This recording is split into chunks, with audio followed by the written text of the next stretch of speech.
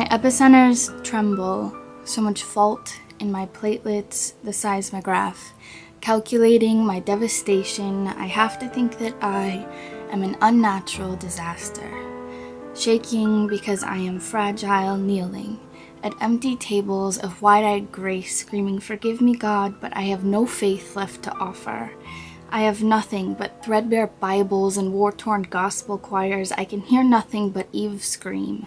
On the day she realized she could no longer hold Adam together, on the day she realized war brings nothing but sin to the altar. Sometimes it feels like I'm fighting a battle against my own body, that my heart is being held prisoner inside my rib cage, that every beat sounds like a fist banging against the fast-closed mouths of every skeleton in my closet screaming for me to open my doors like floodgates, let the salt wash my wounds, let the grief ooze out my pores. We all know someone, a friend, a mother, a sister, a brother who has been through hell and back, whose demons never give up, never stop dragging them back down, never stop forcing them to drown in the depths of their own head.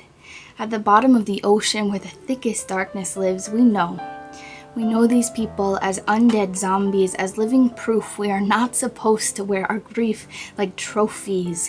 We know them as abnormal, as broken. We are taught that darkness is not a valid human emotion, so in my darkest days, when the melancholy in the air makes it hard to breathe, when every outbreath feels like a conscious attempt to breathe life back into everyone I've ever lost, like everyone I've ever lost isn't really gone, but just waiting for the air I give to finally be enough, I know that this is not the first time.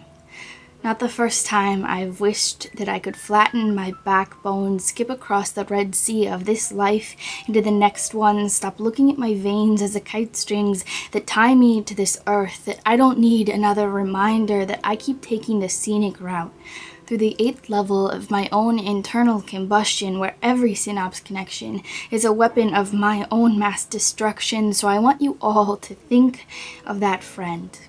Realize that courage comes in the form of speaking about all the wars we are fighting, that purple hearts are not won through tongue biting, that too often the snakebite sting of stigma evades our every conversation. And if you are that person who fears that the only constant is that gravity always pulls us down, know this: that every time we return to rock, we become a monument, that Matthew, Mark, Luke, and John all had days that didn't make it in the Bible, that there is a hungry mouth at the start of every faithless river whispering, that to find the light that will guide us home, we need to stop looking at the shore, that the stories in our mind sky always follow the same form, that we survived, that sometimes the moral is that we came out alive, so never let anyone ever tell you it is wrong to go through the motions, because that is the only way the machine knows it is not broken.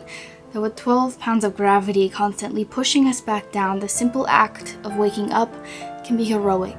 Getting out of bed like facing a battleground, and never forget, the devils on your back have to go through hell right behind you, that the softest people have to wear the thickest armor, that sometimes the It Gets Better campaign sounds like a promise no one is sure they will be able to keep. So I am not here to say that it will get better tomorrow, but if there's anything I can say, is that there's absolutely nothing wrong with not being okay today.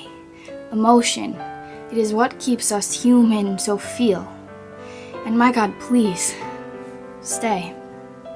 Listen to the understanding in my voice. It will not be tonight, love. You will not go tonight.